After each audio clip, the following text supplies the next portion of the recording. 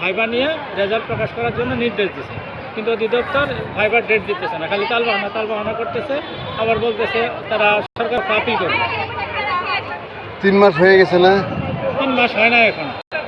3 মাসের মধ্যে তো ওদেরকে আপিল করতে হবে, না হলে তো ইয়ে হবে। হ্যাঁ 3 মাস। এই তোমার নাম কি? মুসলিম। তুমি কার গাড়ি যেন চালাইছিলা? ঢাকার ডিডি গাড়ি ছিল। এখন তুমি কার গাড়ি চালাও? স্টাফ বাস। আর এই কি ওর নাম যেন আপনাদের? বাতেন বড় বাস, আমি লাইটু বাস। তাহলে এগুলো ওই যে এদের টাকা পয়সা ওই যে দিয়ে যেগুলো গন্ডগোল সেগুলোই নাকি এগুলো নাকি? ওই যে ভিজিটার। হ্যাঁ ভিজিটর।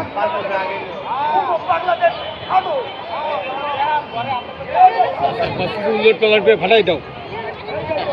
আমি এত বুঝতেছো কে? ফাটাই দাও সব।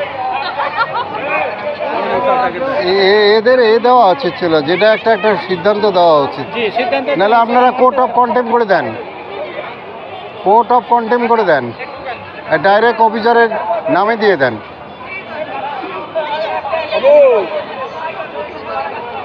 দেখেন 3 মাস, এই 3 মাসের মধ্যে দেয় কিনা।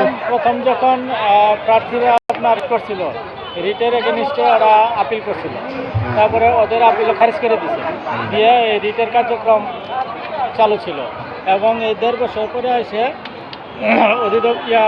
কোর্টের থেকে সিদ্ধান্ত হয়েছে যে অধিদপ্তরকে নির্দেশে 3 মাসের ভিতরে আবার নতুন করে ভাইবা নিয়ে রেজাল্ট প্রকাশ করা যায়।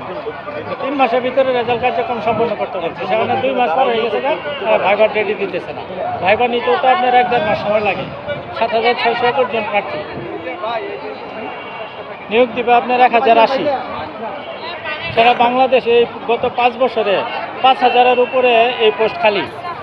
প্রত্যেকটা জায়গায় এই পোস্টের লোকজনের অভাবে স্বাস্থ্যসেবা ব্যাহত হইতেছে, কিন্তু তারা অধিদপ্তর এই বিষয়ে কোনো না আমি তো ওই যে নবপদে তো ওই নাই, ভিজিটরই নাই, অনেক উপজেলায় ভিজিটর নাই। হ্যাঁ ভিজিটর নাই তো কিচ্ছু নেই। সারা বাংলাদেশে প্রায় 5,000। এরা ওই পয়সা ধান্দা করতেছে হারামজাদারা। খাবার নিছ? ওই খাবার না। আচ্ছা ঠিক আছে, হ্যাঁ।